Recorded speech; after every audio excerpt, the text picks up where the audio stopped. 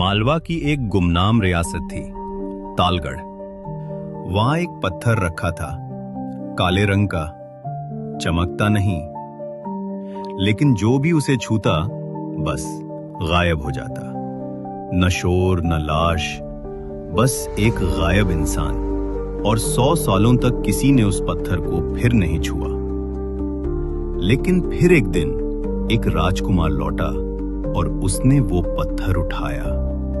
ये कहानी है 13वीं शताब्दी की, मध्य भारत में स्थित एक छोटी सी रियासत कालगढ़ की। यहां न तो व्यापार होता था न युद्ध, लेकिन फिर भी चारों तरफ इसका नाम था, क्योंकि यहां था काला पत्थर।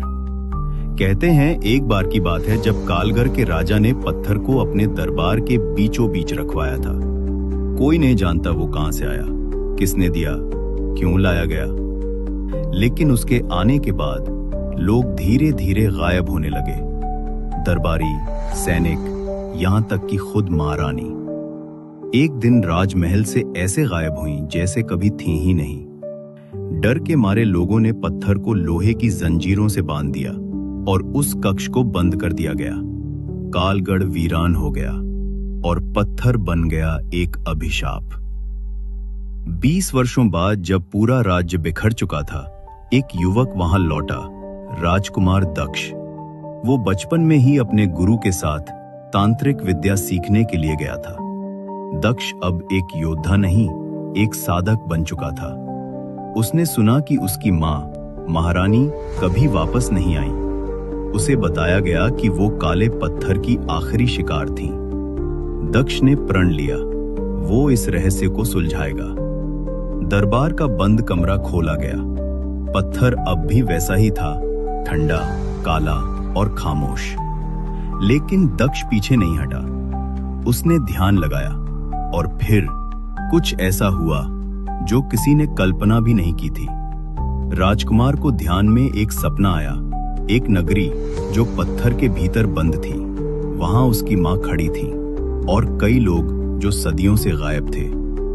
ये कोई पत्थर नहीं, बल्कि एक आकर्षण यंत्र था जो चेतनाओं को अपने अंदर खींच लेता था। इसे एक तांत्रिक ने सदियों पहले बनाया था ताकि वो आत्माएं कैद कर सके और अमरत्व पा सके। पर वो खुद उस पत्थर में कैद हो गया। अब दक्ष को उस यंत्र को तोड़ना था, लेकिन अगर वो असफल होता तो उसकी आत्मा भी हमेशा के लिए उस पत्थर में खो जाती। दक्ष ने शक्ति तंत्र के 7 मंत्रों का जाप शुरू किया।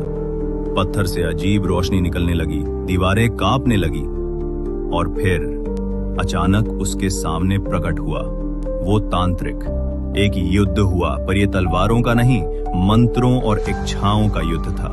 राजकुमार ने उस तांत्रिक से कहा, तू शक्ति चाहता था पर डर में जीता रहा। मैं अपनों को पाना चाहता हूं, इसलिए मरने से भी नहीं डरता। आखिरकार तांत्रिक की चेतना जल गई और पत्थर टूट गया। उसके साथ ही भीतर कैद सब आत्माएं भी मुक्त हो गईं, मां समेत। कहते हैं पत्थर के टूटने के बाद कालगढ़ में फिर कभी कोई अंधकार नहीं छाया। राजकुमार दक्ष ने राज्य को फिर से बसाया, लेकिन उसने पत्थर का कोई टुकड़ा तक नहीं बचने दिया।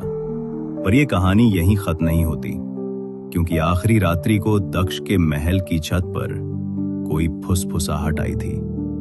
तू मुझे मिटा नहीं सकता। मैं अभिशाप नहीं, इच्छाओं की छाया हूं। शायद पत्थर टूट गया, लेकिन उसका तंत्र अब भी कहीं जिंदा है और अगला शिकार शायद हम में से कोई हो सकता है।